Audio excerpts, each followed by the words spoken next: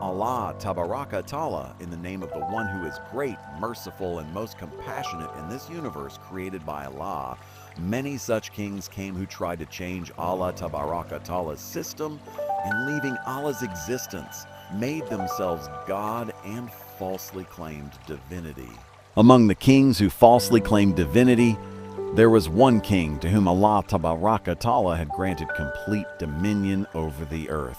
Despite this king not only made a false claim of divinity, but became so rebellious and disobedient that he challenged Allah Tabaraka Ta'ala to war and, God forbid, asked Allah Tabaraka Ta'ala to. Dear friends, in today's video, we will tell you about the unfortunate King Namrud who challenged Allah Tabaraka Ta'ala to war. And when this unfortunate king challenged Allah Tabaraka Ta'ala to war, how Allah Tabaraka Ta'ala fought with him through a lowly creature and destroyed this unfortunate king, making him a lesson for the entire world.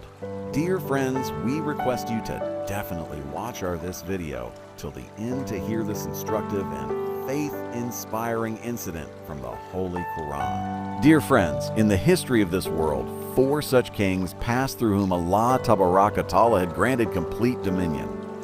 Among them, 2 were Muslims and 2 were non-believers. Among the Muslim kings, one was Hazrat Zulkarnain alayhi salam and the other was Hazrat Suleiman alayhi salam, whom Allah Tabaraka Ta'ala had blessed with the position of prophethood. Among the non-believing kings, one was Namrud and the other was Bakht Nasser. Dear friends, the king who falsely claimed divinity, Namrud, was the ruler of the city of Babel. This king's name was Namrud bin Canaan bin Kaus bin Sam bin Noah.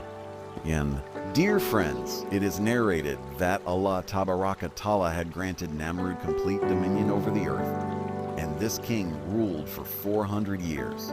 He was a tyrannical and oppressive king, and during his era idol worship was common. People would leave the oneness of Allah Tabaraka Ta'ala and worship idols, considering Namrud as their god and worshiping him. During Namrud's era, idol worship was so widespread that all Namrudians had made many idols as their gods, which they would worship. Along with this, Namrud would also declare himself a god and order people to worship him. To guide this community, Allah Tabaraka Ta'ala sent his beloved prophet Hazrat Ibrahim alayhi salam. During the era of disbelief, polytheism, and idol worship, Hazrat Ibrahim alayhi salam was the only person who believed in the oneness of Allah Tabaraka Ta'ala and would worship Allah Tabaraka Ta'ala instead of idols. When Hazrat Ibrahim alayhi salam saw this community worshiping idols instead of Allah Tabaraka Ta'ala, he called them towards guidance and ordered them to worship Allah Tabaraka Ta'ala instead of idol worship. Hazrat Ibrahim alayhi salam said to his community that Allah Tabaraka Ta'ala's existence is one and we should worship only him. But this Namrud community did not refrain from their disbelief and polytheism and continued worshiping idols. One day, Hazrat Ibrahim alayhi salam intended to expose the false gods of this community and went to the place where all their idols were kept. Hazrat Ibrahim alayhi salam broke all these idols and put the blame for breaking the idols on their largest idol.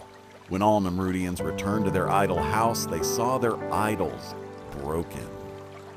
The Namrud community well knew that Hazrat Ibrahim alayhi salam was the only person who spoke against idols and ordered worshiping Allah Tabaraka Ta'ala instead of idols.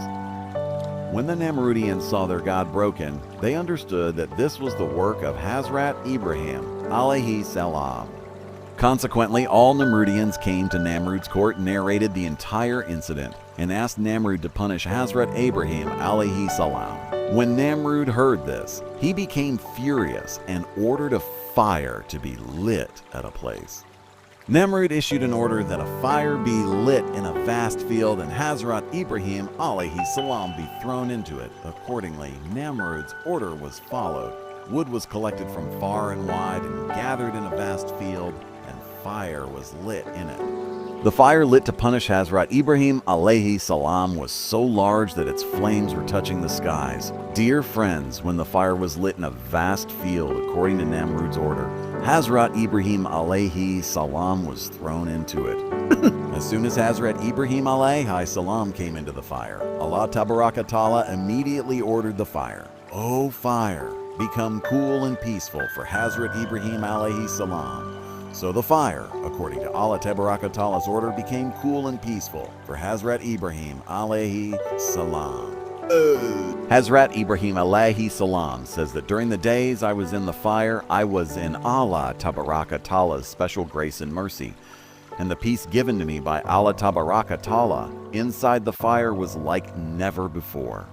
Dear friends, after some days, Hazrat Ibrahim alayhi salam came out alive from the fire. Seeing this scene, all Namrudians were stunned. However, despite this, Namrud and the Namrud community did not believe in the oneness of Allah Tabaraka Ta'ala and remained entangled in their idol worship. However, Hazrat Ibrahim alayhi salam did not step back from his promise and continued giving the call of truth to his community. Hazrat Ibrahim alayhi salam explained to Namrud many times and asked him to refrain from his disbelief and polytheism and believe in the oneness of Allah Tabaraka Ta'ala. Hearing this, Namrud began denying the oneness of Allah Tabaraka Ta'ala and started debating with Hazrat Ibrahim alayhi salam. In front of Hazrat Ibrahim alayhi salam, Namrud claimed divinity.